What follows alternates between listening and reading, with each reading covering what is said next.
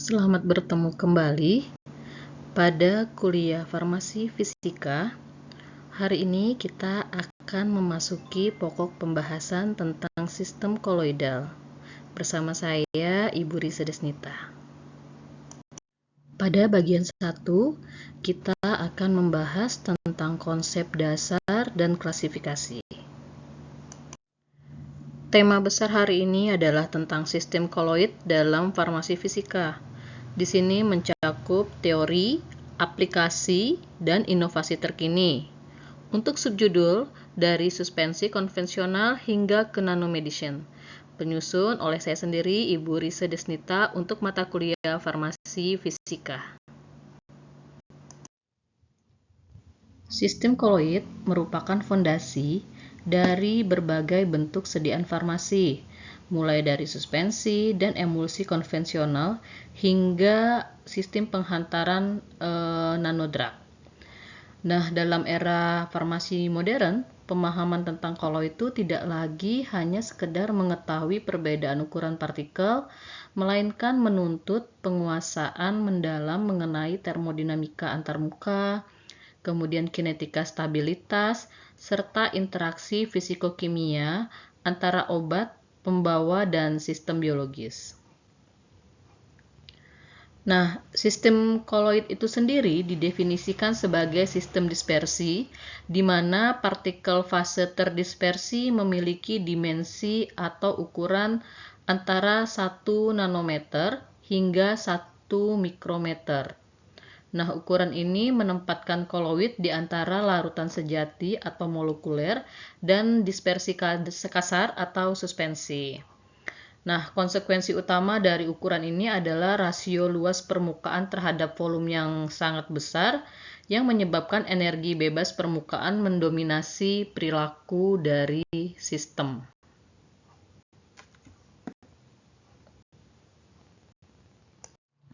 Berikutnya adalah klasifikasi dari koloid itu sendiri. Nah, berdasarkan interaksi fase, koloid itu diklasifikasikan menjadi 2. Ada liofilic dan ada yang liofobik. Klasifikasi yang paling relevan dalam farmasi itu didasarkan pada afinitas antara fase terdispersi dan medium pendispersinya. Baik, kita mulai dari koloid liofilic, di mana dia dikatakan jenisnya solvent loving atau suka pelarut. Koloid liofilic adalah sistem di mana fase terdispersi memiliki afinitas termodinamika yang kuat terhadap medium pendispersinya. Jika mediumnya air, dia disebut dengan hidrofilik. Nah, termodinamika pembentukannya, koloid liofilic terjadi secara spontan.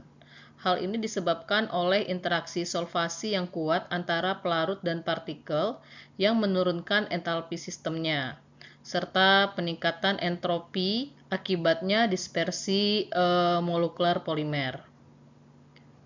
Partikel liofilic diselimuti oleh lapisan pelarut atau solvation sheet yang terikat kuat. Lapisan ini memberikan perlindungan sterik dan mencegah kontak langsung antar partikel sehingga sistem sangat stabil terhadap elektrolit dibandingkan koloid yang liofilic. Contoh dalam sediaan farmasi itu adalah dispersi molekuler makromolekul seperti pada sediaan albumin, gelatin, akasia, povidon, dan polyethylene glycol. Nah, sistem ini bersifat reversible. Jika pelarut diuapkan hingga kering, maka residu padat dapat didispersikan kembali menjadi sol hanya dengan menambahkan pelarut. Sifat ini dimanfaatkan dalam pembuatan sediaan serbuk untuk injeksi atau suspensi rekonstitusi. Nah, jenis yang kedua atau koloid liofobik atau yang solvent hating ya, membenci pelarut. Koloid liofobik terdiri dari partikel yang memiliki sedikit atau tidak ada afinitas terhadap medium pendispersinya. Nah, secara termodinamika permukaan, sistem ini tidak terbentuk secara spontan karena luas permukaan antarmuka yang besar menciptakan energi bebas permukaan yang tinggi juga, membuat sistem cenderung ingin meminimalkan luas permukaan melalui proses agregasi atau koagulasi. Oleh karena itu, koloid liofilik memerlukan energi yang lebih untuk terbentuk, misalnya energi mekanik atau energi ultrasonik, ya, dan membutuhkan stabilisator seperti surfaktan atau polimer untuk mencegah pemisahan fasenya. Nah, karena tidak memiliki solvation state yang signifikan, stabilitas koloid liofobik sangat bergantung pada gaya tolak-menolak elektrostatik atau potensial zeta sesuai teori DLFO. Nah, penambahan sedikit elektrolit itu dapat menekan lapisan ganda listrik dan menyebabkan koagulasi irreversibel. Nah, contoh dalam sediaan farmasi atau dunia farmasi itu adalah seperti dispersi logam, suspensi obat hidrofobik yang tanpa wetting agent, dan emulsi tanpa emulgator yang memadai. Sekali terkoagulasi, partikelnya sulit didispersikan kembali karena telah terbentuk ikatan antar partikel yang kuat di primary medium energi potensialnya. Jadi dia bersifat irreversibel. Klasifikasi koloid berikutnya adalah koloid asosiasi atau amfifilik. Nah, koloid asosiasi dibentuk oleh agregasi molekul amfifilik seperti surfaktan yang memiliki gugus kepala hidrofilik dan ekor hidrofobik. Nah, mekanismenya adalah terbentuknya miselisasi, di mana pada konsentrasi rendah, surfaktan itu kan akan berada sebagai bentuk monomernya. Namun ketika konsentrasi surfaktan itu banyak, mencapai konsentrasi CMC-nya atau critical micelle concentration, maka monomer-monomer itu akan beragregasi membentuk micelle untuk meminimalkan kontak bagian hidrofobik dengan air. Nah, bagian hidrofobik membentuk inti atau core, sementara gugus hidrofilik membentuk cangkang atau shell yang berinteraksi dengan air. Nah, secara faktor termodinamika, pendorong utama miselisasi ini adalah efek hidrofobik, yaitu peningkatan entropi sistem air.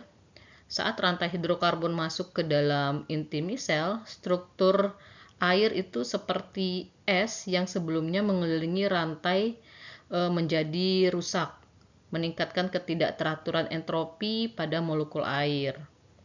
Nah, struktur micelle itu sendiri bentuknya itu sangat bergantung pada packing parameter, di mana jika nilai packing parameternya ini kurang dari 1/3, biasanya micelle-nya akan berbentuk spherics atau bulat. Jika packing parameternya berukuran di antara 1/3 dengan 1/2, maka micelle-nya biasanya bentuknya silindris. Dan jika ukuran packing parameternya atau nilai P-nya di antara 1/2 dengan 1, biasanya ia berbentuk vesicle atau bilayer. Selanjutnya adalah metode preparasi dan pemurnian. Yang pertama adalah untuk preparasi atau pembuatannya, ada yang disebut dengan metode dispersi. Nah, metode ini melibatkan pemecahan partikel kasar menjadi ukuran koloid. Yang pertama ada dengan penggilingan koloid atau colloid mills, menggunakan gaya geser atau shear stretch yang tinggi antara rotor dan stator untuk mereduksi ukuran partikel suspensi atau emulsi. Kemudian ada ultrasonikasi, menggunakan gelombang suara dengan frekuensi yang tinggi. Kemudian untuk menghasilkan kavitasi, di mana gelembung kavitasi yang pecah menghasilkan energi yang sangat besar untuk memecah partikel atau droplet menjadi ukuran yang lebih kecil. Kemudian ada metode peptisasi, yaitu proses memecah endapan menjadi sol koloid dengan menambahkan sejumlah kecil elektrolit atau peptizing agent, di mana ion dari elektrolit diabsorpsi oleh partikel endapan, kemudian memberikan muatan permukaan dan menyebabkan partikel saling tolak-menolak hingga terdispersi kembali. Kemudian ada juga metode Busur-Bredig namanya atau elektrodispersi, digunakan khusus untuk membuat sol logam seperti emas, perak, platina ya, di mana dua elektrode logam dicelupkan dalam air dingin dan diberikan tegangan yang tinggi sehingga terbentuk busur listrik. Nah, panas busur menguapkan logam yang kemudian terkondensasi seketika menjadi partikel koloid di dalam air.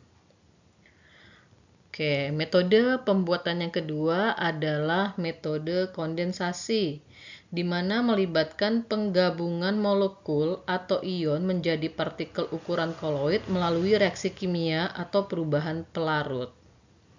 Nah, di sini ada reaksi kimia berupa reduksi, oksidasi, hidrolisis, atau dekomposisi rangkap. Contohnya pada sol perak iodida dibuat mencampurkan larutan AgNO3 dan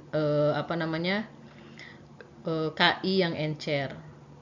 Kemudian pertukaran pelarut menuangkan larutan jenuh zat dalam pelarut organik, misalnya sulfur dalam alkohol, ke dalam air di mana zat tersebut tidak larut. Kemudian perubahan mendadak kelarutan menyebabkan nukleisasi cepat dan pembentukan partikel koloid. Kemudian yang berikutnya adalah metode pemurnian. Sediaan koloid itu sering mengandung kontaminan ionik yang dapat mengurangi stabilitasnya. Nah, cara pemurniannya ada beberapa. Yang pertama ada dialisis. Ini menggunakan membran semi-permeabel seperti membran selofan atau kolodion yang menahan partikel koloid tetapi melewatkan ion atau molekul kecil. Nah, prosesnya didorong oleh perbedaan konsentrasi. Kemudian ada elektrodialisis. Dia mempercepat dialisis dengan menempatkan sistem dalam medan listrik. Kation dan anion ditarik ke elektroda berlawanan, mempercepat pembersihan elektrolitnya.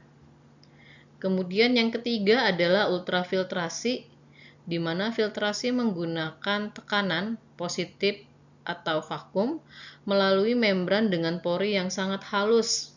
Biasanya disebut dengan ultrafilter. Nah, membran ini sering dibuat dari selulosa asetat atau polimer sintetik. Berikutnya kita akan masuk bagian kedua, yaitu tentang sifat fisikokimia dan teori stabilitas. Sifat kinetik dan optik pada sistem koloid. Yang pertama adalah untuk sifat kinetiknya itu dipengaruhi oleh gerak Brown dan difusi.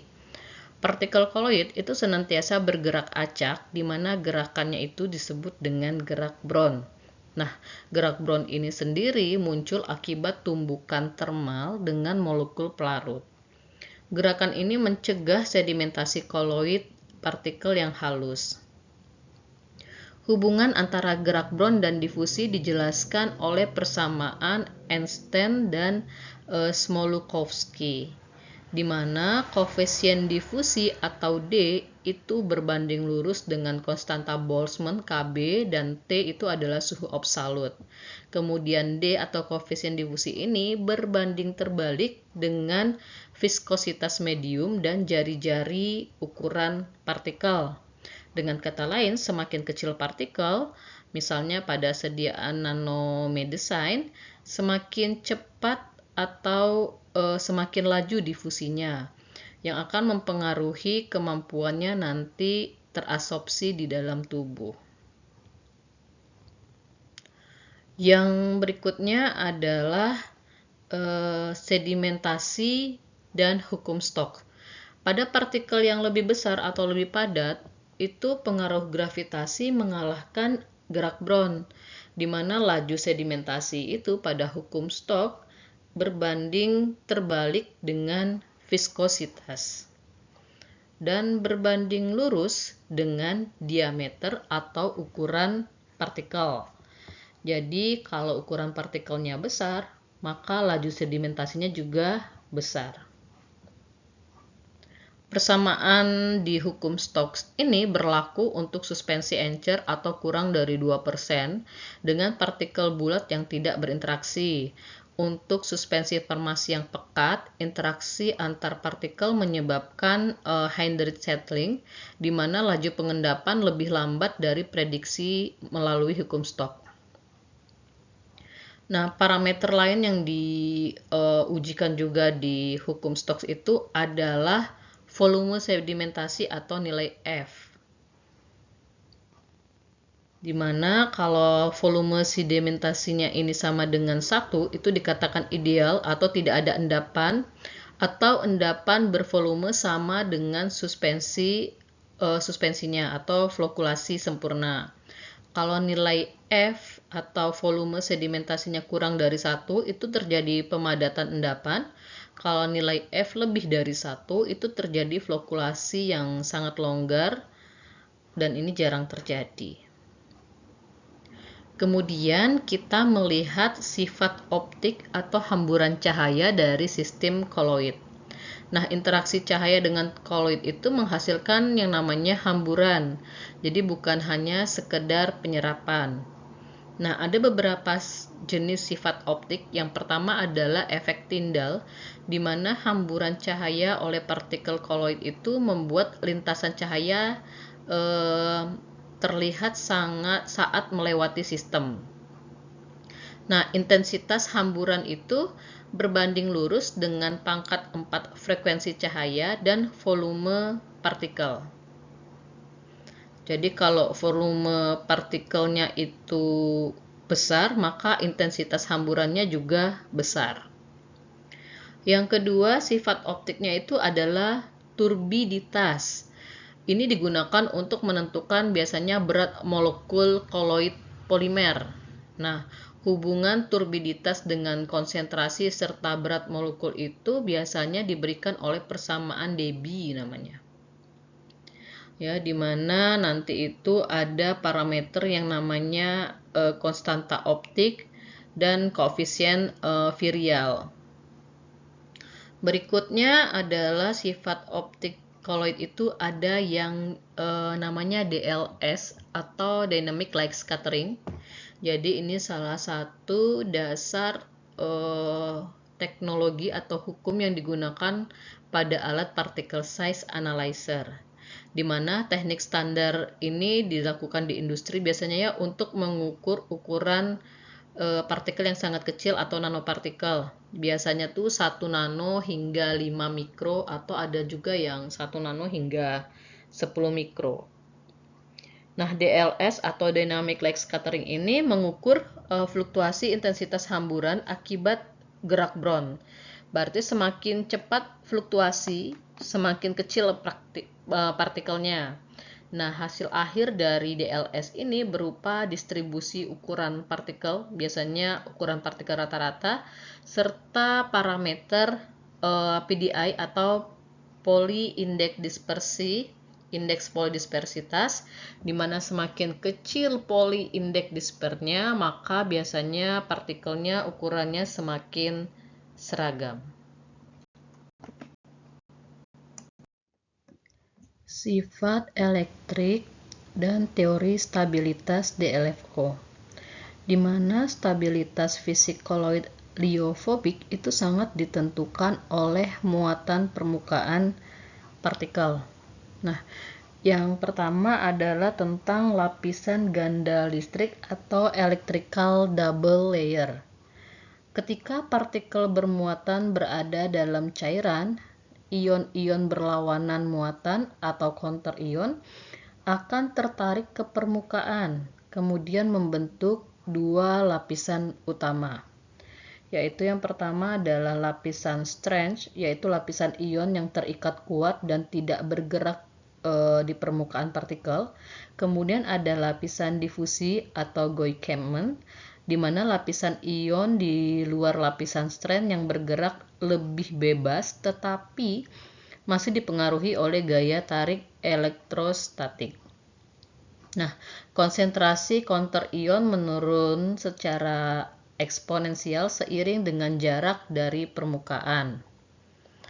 Nah, potential nurse itu adalah potensial termodinamika aktual pada permukaan padat suatu partikel. Sementara kalau potensial zeta, potensial listrik pada bidang gelincir atau sleeping plane atau shear plane, yaitu batas hidrodinamis antara partikel pelarut yang bergerak bersama partikel dan pelarut ruahannya.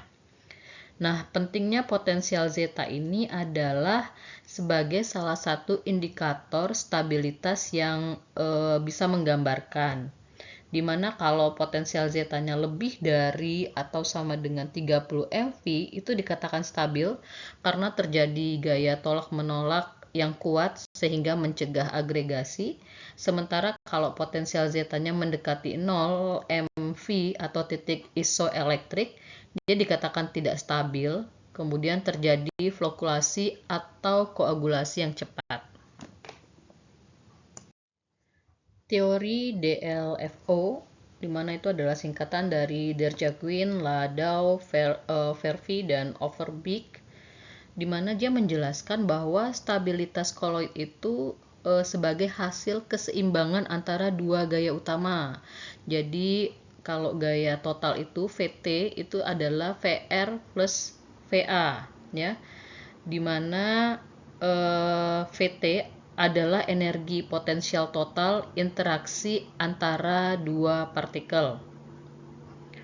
Nah, di sini kita akan melihat ada beberapa gaya seperti gaya tolak-menolak elektrostatik.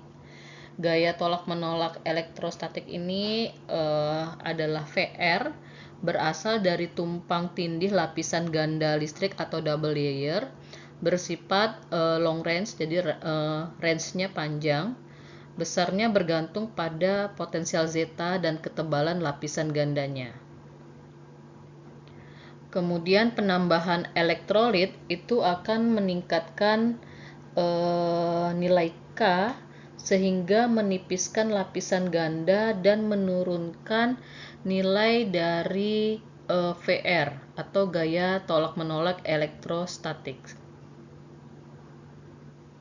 Nah, kemudian yang kedua adalah gaya tarik-menarik van der Waals atau VA. Nah, gaya tarik ini pada dasarnya adalah terjadi antar materi, bersifat short range, tetapi sangat kuat pada jarak yang dekat. Tidak dipengaruhi oleh pH ataupun elektrolit.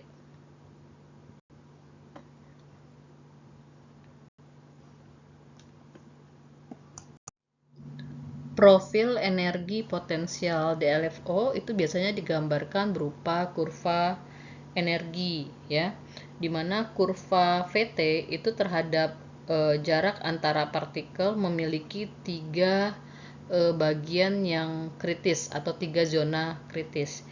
Yang pertama adalah minimum primary atau primary minimum, di mana cekungan energi itu sangat dalam jarak kontak yang dekat. Jika partikel masuk ke bagian cekung energi ini, maka terjadi koagulasi yang bersifat irreversibel yang sangat kuat.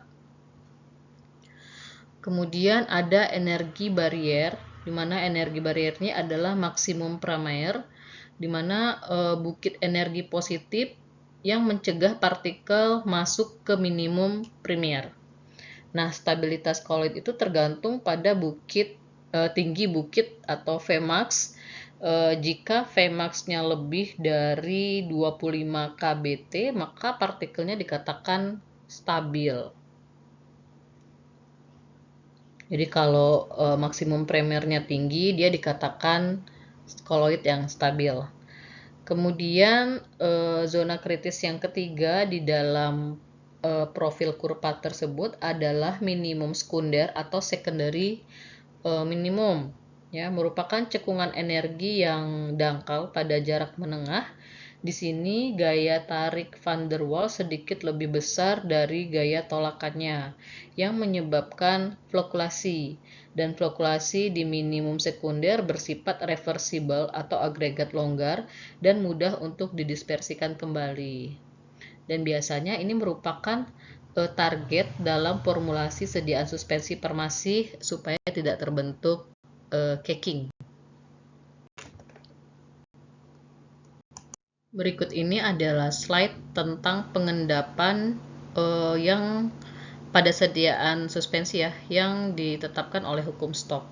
Ada rumusnya di mana di situ V adalah laju pengendapan, D adalah diameter atau ukuran partikelnya ya, P adalah densitas, dan ada nilai viskositas. Di mana aplikasinya adalah untuk memperlambat dan dari pengendapan suspensi.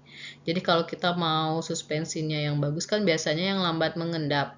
Untuk membuat suspensi lambat mengendap itu biasanya kita mengecilkan ukuran partikel atau meningkatkan viskositas medium dengan menambahkan suspending agent misalnya, atau mensamakan densitas partikel dan medium. Walaupun menyamakan densitas partikel dan medium ini jarang sekali digunakan ya.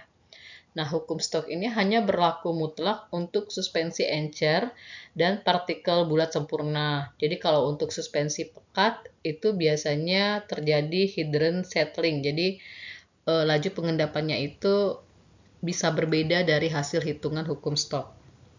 Nah, melihat fenomena checking dan fluktuasi ya. Kalau defluktuasi kan partikel tuh mengendap satu persatu dan dia tuh terjadinya lambat, dan partikel di dasar pun punya waktu untuk menata dirinya ya, rapat-rapat, sehingga kalau tadi di kurva potensial itu dia akan masuk ke primary minimum sehingga membentuk caking yang keras dan sulit didispersikan. Sementara kalau pada sistemnya fluktuasi terkontrol, partikel itu membentuk flok atau agregat di secondary minimum pada kurva potensial. Nah, pengendapannya nanti itu cepat, kemudian dia mudah didispersikan kembali, dan umumnya inilah yang diinginkan oleh formulator sediaan farmasi. Ini adalah parameter evaluasi lainnya dalam sediaan suspensi ya. Ada yang namanya tadi sudah sempat saya jelaskan, volume sedimentasi atau F ya.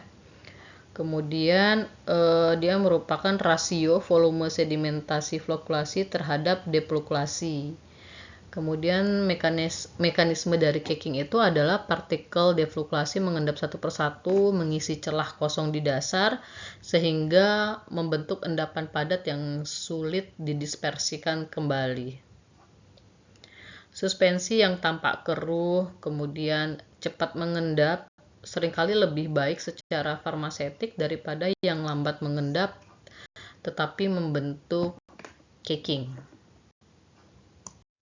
Nah, pada sistem koloidal itu tidak lagi hanya tentang mendispersikan atau bisa kita katakan melampauilah bentuk suspensi sederhana. Jadi dia itu sangat kompleks, merupakan sistem penghantaran obat yang sudah canggih ya. Dimana salah satu eksipien yang digunakan itu adalah surfaktan. Surfaktan ini adalah kunci stabilitas suatu emulsi dan suspensi.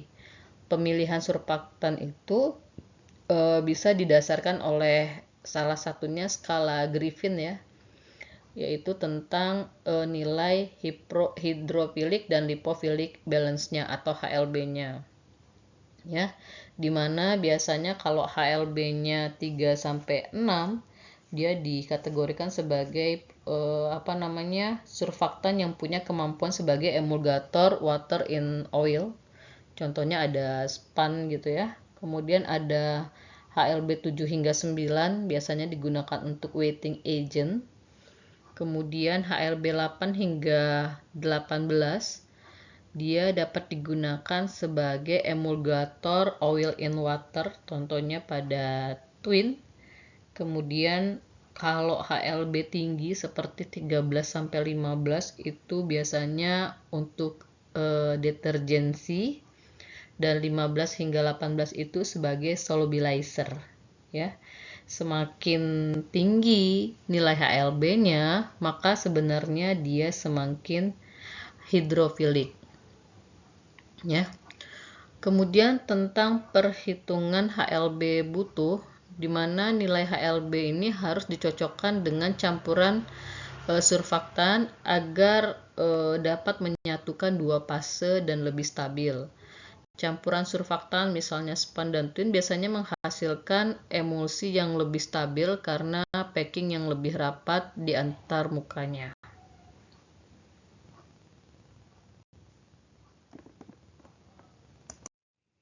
Bagian ketiga adalah aplikasi sistem koloidal di dalam farmasetika. Yang pertama adalah pembentukan sediaan mikroemulsi dan nanoemulsi. Jadi berbeda dengan emulsi makro seperti pada susu ya. Mikroemulsi itu adalah sistem dispersi transparan yang stabil secara termodinamika. Komposisinya biasanya ada minyak, ada air, ada surfaktan, dan ada kosurfaktan. Jadi dia terdiri dari 4 hal itu ya, atau biasanya yang dijadikan kosurfaktan itu golongan alkohol rantai pendek. Mekanismenya, kosurfaktan itu akan menurunkan tegangan antarmuka hingga mendekati 0, memungkinkan pembentukan spontan droplet yang berukuran kecil atau kurang dari 100 nanometer. Nah, biasanya pada pembuatan sediaan mikroemulsi dan nanoemulsi ini kita mengenal yang namanya diagram fase Turner ya, atau diagram fase ternary. Ini digunakan biasanya untuk memetakan area komposisi di mana saja mikroemulsi itu jernih terbentuk dari bahan-bahan yang digunakannya itu tadi, dari minyaknya, airnya, surfaktannya, dan kosurfaktannya. Nah, aplikasinya biasanya dia meningkatkan kelarutan obat-obat golongan BCS kelas 2, contohnya seperti sediaan mikroemulsi neoral yang isinya siklosporin. Kemudian ada juga biasanya digunakan untuk penghantaran transdermal. Pengaplikasian sistem koloidal berikutnya adalah pada bentuk sediaan liposom atau vesicle fosfolipid. Nah, vesicle spheris yang terbentuk dari satu atau lebih bilayer fosfolipid ini melingkupi inti air ya, di mana dia memiliki struktur kepala hidrofilik dari si fosfolipid itu menghadap ke medium air. Kemudian bagian ekornya yang bersifat hidrofobik itu akan saling berhadapan di tengah-tengah lapisan bilayer. Nah, kapasitas muatannya dapat membawa obat yang hidrofilik maupun yang hidrofobik. Jadi kalau hidrofilik itu biasanya di intinya, kalau yang hidrofobik itu di bagian lapisan-lapisan bilayernya. Nah, klasifikasi liposom ini ada yang SUV atau Small Unilamellar Vesicle, biasanya ukurannya 20 hingga 100 nanometer. Kemudian ada yang LUV atau Large Unilamellar Vesicle, itu ukurannya lebih dari 100 nanometer. Dan ada yang MLV atau Multi Lamellar Vesicle. Jadi lapisannya itu sangat banyak gitu. Ada juga stiled liposom, yaitu liposom yang sudah dimodifikasi dengan penambahan PEG untuk menghindari deteksi sistem retikuloendotelial atau RES dan memperpanjang waktu sirkulasi di dalam darah ya. Contohnya adalah penggunaan Doxil. Doxil itu isinya doxorubicin di dalam sistem vesikel liposom untuk terapi kanker.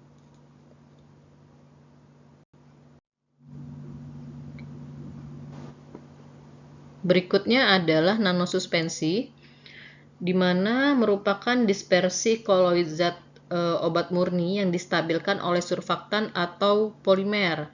Jadi tanpa pembawa lipid atau matrik polimer. Nah, biasanya digunakan sebagai solusi utama untuk obat dengan kelarutan yang sangat rendah di air dan minyak. Keunggulannya, dia meningkatkan laju disolusi. Di sini kita melihat dari persamaan Noyes-Whitney, karena peningkatan luas permukaan spesifik dan peningkatan kelarutan jenuh berdasarkan persamaan Oswald-Friendlich akibat adanya ukuran partikel yang bersifat nano. Nah, cara pembuatannya ada dua, ada yang bottom up atau presipitasi, ada yang top down dengan media milling biasanya ya, atau dengan high pressure homogenizer HPH.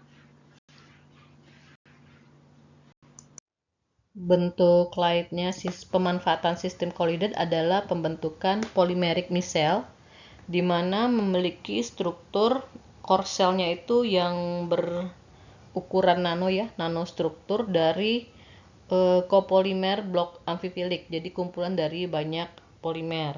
Nah, fungsinya sebagai solubilisasi obat yang bersifat hidrofobik di dalam inti micelle ya. Kelebihannya biasanya dia punya ukuran yang cukup kecil, 10 hingga 100 nanometer.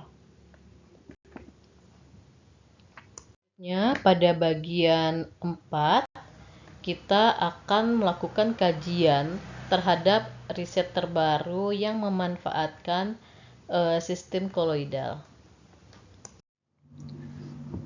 Inovasi yang pertama adalah bentuk sediaan lipid nanopartikel atau LNP generasi baru, di mana pada pasca kemarin COVID ya, riset tentang lipid nanopartikel ini berfokus pada efisiensi dan keamanan, di mana berdasarkan studi terbaru memperkenalkan kelas baru dari nanolipid terionisasi.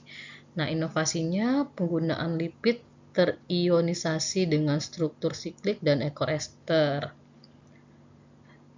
Mekanisme peningkatannya di mana struktur siklik ini dapat meningkatkan kemampuan endosomal escape atau pelepasan mRNA dari endosom sel, yang merupakan hambatan utama efisiensi dari vaksin mRNA. Nah, gugus esternya memfasilitasi degradasi biodegradable lipid setelah tugasnya selesai, sehingga mengurangi resiko toksisitas akumulasi dari penggunaan lipid. Nah, dampak klinisnya, varian lipid nanopartikel ini yang baru yaitu jenis AMG 1541 ternyata terbukti menghasilkan respon imun yang setara dengan vaksin standar pada dosis 100 kali lebih rendah.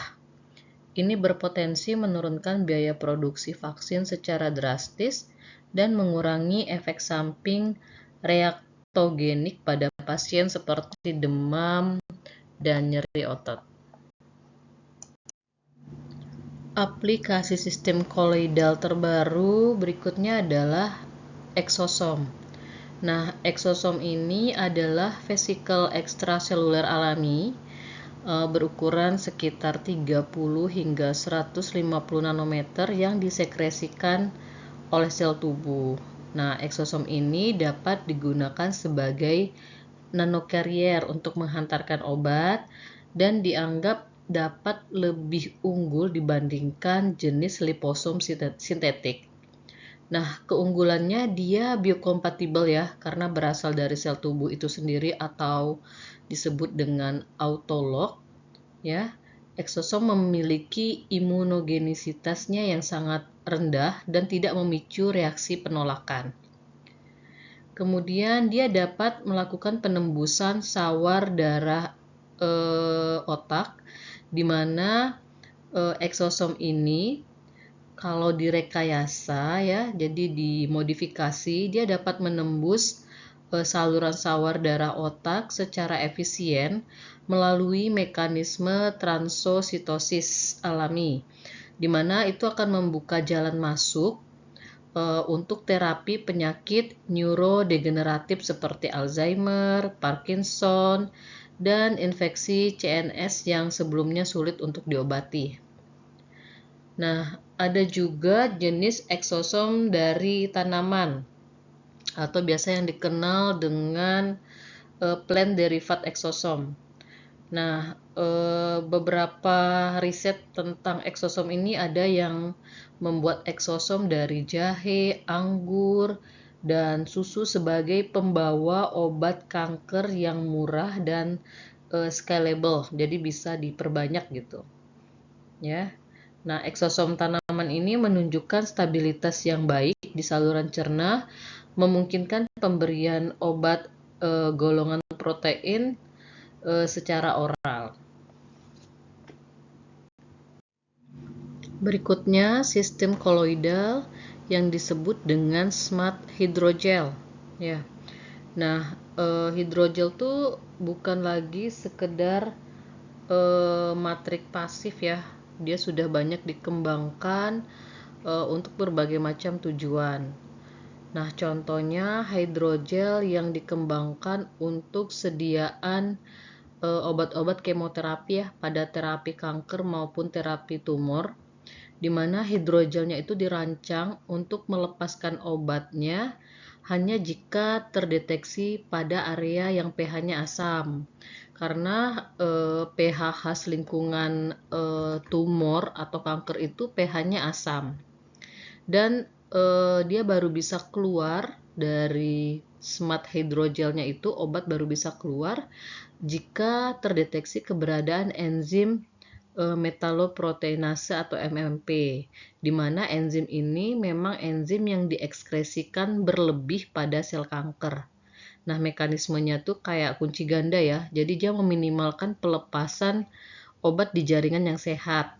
Jadi dia mengurangi toksisitas akibat penggunaan obat kemoterapi atau obat tumor dan kanker ya. Jadi dia hanya akan keluar atau dalam bahasa sederhananya kita membuat sistemnya targeting. Jadi hanya tertarget di sel kanker dan tumor ya. Kalau dia di sel kanker dan tumor terdeteksi, maka smart hydrogel ini baru bisa melepaskan zat aktifnya. Aplikasi lain dari smart hydrogel ini adalah 3D atau 3 dimensi dari bioprinting untuk penyembuhan luka, di mana integrasi smart hydrogel dengan bioprinting ini memungkinkan pembuatan scaffold regenerasi jaringan yang dikhususkan untuk penyembuhan luka ya, sehingga dia dapat melepaskan growth factor atau faktor pertumbuhan yang sesuai dengan tahap penyembuhan luka pada pasien. Berikutnya adalah studi kasus klinis tentang penggunaan obat dengan sistem koloidal. Nah, sebagai kasus pertama yang saya contohkan adalah fenomena Karpa pada doksil. Jadi di sini ada masalah ya. Penggunaan doksil ini adalah liposom PEG dari doxorubicin, di mana dia dapat menyebabkan reaksi hipersensitivitas akut seperti sesak atau flushing ya saat infus pertama doksil. Nah, doksil atau liposom doxorubicin PEG ini adalah obat kanker ovarium yang sangat efektif. Namun dia sering sekali memicu reaksi alergi yang disebut dengan Karpa. Karpa itu singkatan dari Complement Activation Related Pseudo Allergy. Nah, mekanisme imunologisnya itu berbeda dengan alergi klasik tipe 1 yang membutuhkan sensitisasi sebelum IgE. Nah, si Karpa ini terjadi pada paparan pertama, di mana permukaan liposom, terutama di gugus PEG-nya atau muatan negatif dari fosfolipidnya itu dikenali oleh protein komplement C1G, C1Q, atau C3 sebagai patogen asing. Nah, tentu aja karena dia sebagai patogen asing, ini seringkali memicu kaskade atau aktivasi komplement yang masif menghasilkan anafilatoxin namanya C3A dan C5A, ya. Nah, C3A dan C5A ini akan berikatan dengan reseptor pada sel mas, basofil, dan makrofag darah sehingga dia nanti memicu degranulasi dan pelepasan mediator dari histamin dan tromboksan A2.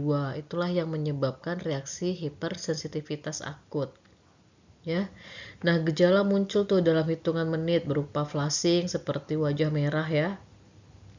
Kemudian sesak napas atau bronkospasme, hipertensi pulmonal, hipotensi sistemik yang biasanya bisa berakibat fatal. Nah, manajemen klinisnya itu adalah pencegahan atau memulai infus dengan sangat lambat. Hal ini tuh untuk mencegah lonjakan konsentrasi anafilaktosin tadi itu C3A dan C5A itu di dalam ambang batas gejalanya, ya. Kemudian premedikasi, jadi kayak usaha medikasi sebelum itu terjadi dengan memberikan golongan kortikosteroid dan antihistamin sebelum diinfuskan sidoksil tadi. Nah, konsep penggunaan doxebo itu juga mulai diteliti ya. Doxebo itu adalah liposom kosong untuk memicu toleransi sebelum pemberian obat liposom dengan zat aktif.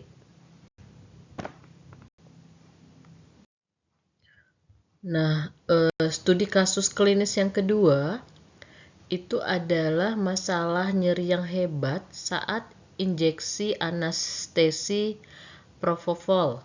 Nah, propofol ini adalah anestesi umum yang sukar larut di dalam air ya.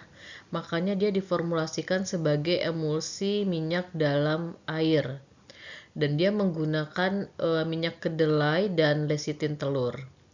Nyeri injeksi adalah efek samping yang sangat umum terjadi. Jadi hampir 70% pasien yang pakai propofol ini mengatakan terjadi nyeri yang luar biasa gitu. Nah, analisis koloidnya, nyeri itu disebabkan oleh propofol bebas dalam fase air ya, yang mengiritasi reseptor nyeri di dinding vena. Meskipun propofol terpartisi lebih dari 95%-nya ke dalam fase minyak, nah frase kecil di fase airnya itu cukup menimbulkan rasa nyeri yang hebat. Perbandingan formulasi ya, emulsi LCT long chain triglyceride standar itu menyebabkan nyeri yang moderat. Kalau bentuknya mikroemulsi, di mana mikroemulsi ini wujudnya lebih jernih dan stabil termodinamika. Namun studi klinis menunjukkan mikroemulsi justru menyebabkan rasa nyeri yang lebih parah dan frekuen ya, lebih sering. Jadi penjelasan kenapa hal itu bisa terjadi di mikroemulsi kan membutuhkan surfaktan dengan kadar tinggi. Selain itu juga membutuhkan kosurfaktan yang mengubah koefisien partisi dari si propofol tersebut. Kapasitas pelarutan fase minyak pada mikroemulsi ternyata mempunyai konsentrasi propofol bebas di fase air menjadi 7 kali lipat lebih tinggi dibandingkan kalau bentuk emulsi konvensional. Nah, pada hal ini stabilitas termodinamika itu sebagai keunggulan suatu mikroemulsi ya, itu tidak selalu berkorelasi dengan kenyamanan pasien. Jadi parameter biofarmasetika antara konsentrasi obat bebas juga harus menjadi prioritas ya. Jadi di sini ketika dia dibikin jadi emulsi biasa, dia udah ada tuh nyebabin rasa sakit. Tapi kalau jadi formulasi dalam sistem mikroemulsi, ternyata konsentrasi obat yang bebas di fase air itu menjadi jumlahnya banyak dan menyebabkan rasa nyeri yang jauh lebih kuat. Kita sampai pada bagian 5. Di sini ada contoh-contoh latihan soal dan tentunya adalah bagian penutup pada perkuliahan tentang sistem koloidal. Nah, ini adalah latihan soal yang pertama. Di sini adalah pengaplikasian tentang penggunaan hukum Stokes. Kalau tadi masih ingat, hukum Stokes ini sebenarnya menyatakan tentang kecepatan pengendapan ya. Pengendapan itu kalau dilihat dia berbanding lurus dengan diameter dari partikel dan berbanding terbalik dengan viskositas. Nah, nanti kalau dilihat di contoh soal ini, dia meminta untuk menghitung laju sedimentasi partikel di mana beberapa parameter sudah diketahui seperti D itu diameter partikelnya, kemudian parameter-parameter densitas, kekentalan juga sudah diketahui ya. Di situ sudah dijelaskan langkah-langkahnya. Kemudian bisa dihitung berapa laju sedimentasinya. Oke, latihan soal pada sistem koloidal yang berikutnya adalah perhitungan tentang stabilitas sediaan koloidal. Di sini mungkin masih sistemnya perkenalan ya, karena nanti akan dipelajari lebih lanjut pada materi stabilitas obat. Yang perlu diketahui bahwa pada sistem suspensi atau di koloidal, umumnya mereka terdegradasi mengikuti kinetika orde pertama ya. Jadi kalau kita ikutnya kinetika orde ke-1, maka gunakanlah rumus T setengah untuk orde 1, T90. T90 ini adalah waktu obat tinggal 90%, di mana umumnya waktu kadaluarsa itu diartikan sebagai T90 ya. Jadi sistem koloidal itu kalau kalian nanti diberikan soal, disuruh hitung stabilitasnya, umumnya dia mengikuti kinetika orde 1. Soal latihan berikutnya adalah kalian harus menguasai perhitungan HLB ya, terutama HLB campuran. Jadi misalnya kalau kita mau membuat suatu sistem emulsi, kita membutuhkan nilai HLB-nya berapa, terus kita menggunakan beberapa jenis emulgator misalnya, kemudian kita harus menghitung berapa persentase masing-masing emulgator yang kita butuhkan. Berikutnya bisa saja latihan kita atau soal kita itu adalah analisa kasus. Contohnya nih di sini ada kasus Anda memformulasikan suatu suspensi antasida ya, setelah 1 bulan penyimpanan ternyata terbentuk endapan keras yang sulit sekali didispersikan kembali. Nah, pertanyaannya biasanya kalau ada soal kasus seperti ini, kalian disuruh menentukan ini tuh termasuk fenomena apa dan bagaimana cara mengatasinya, ya. Di sini sudah saya berikan contoh bahwa jika terjadi endapan yang sulit didispersikan, maka itu akan kita simpulkan terbentuk caking ya di flokulasi, di mana partikel akan mengendap dan itu artinya pada kurva potensial dia memasuki atau berada di primary minimum. Nah, solusinya untuk mencegah ini kita bisa tambahkan elektrolit, misalnya KH2PO4 untuk mengatur potensial zeta agar masuk ke secondary minimum atau jenisnya jadi flokulasi. Ya. Jadi di sini ini adalah analisa dari materi atau teori yang tadi sudah saya berikan. Baiklah, kita sudah masuk ke bagian penutup. bagian penutup pertama adalah setelah kita mempelajari sistem koloidal dari mulai pengertian, jenis-jenisnya, cara pembuatannya, pemurniannya, sifat-sifatnya, kemudian aplikasinya di dalam dunia farmasi, maka ada beberapa hal yang dapat kita catat sebagai tantangan masa depan tentang penggunaan sistem koloidal ini. Yang pertama adalah skalabilitas. Jadi, sulit memproduksi nanomedicine skala besar dengan kualitas yang konsisten dari batch ke batch-nya, ya.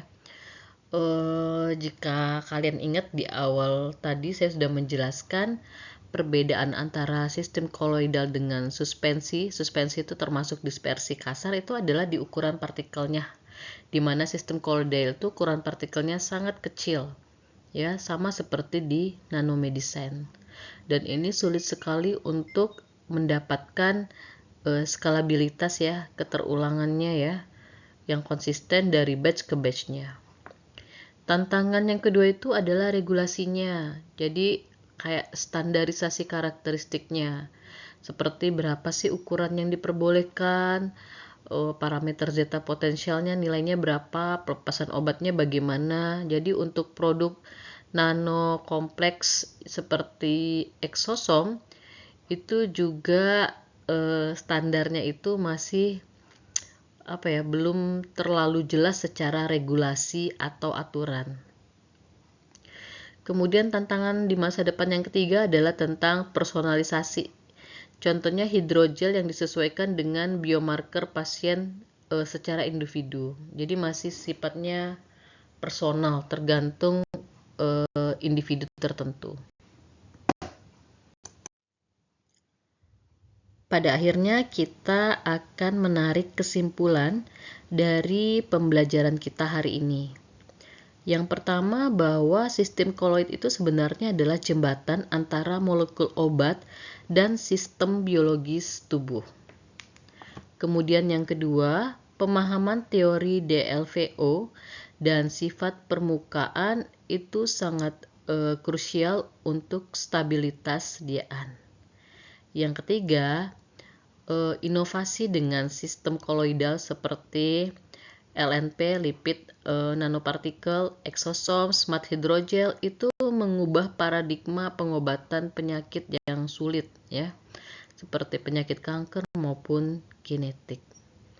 Jadi sistem koloidal ini sangat bermanfaat di dunia farmasi. Nah, terima kasih. Demikianlah pemaparan materi tentang sistem koloidal. Besar harapan saya apa yang saya sampaikan ini memberikan manfaat dan keberkahan untuk para mahasiswa sekalian. Baiklah, saya izin pamit. Terima kasih. Assalamualaikum warahmatullahi wabarakatuh.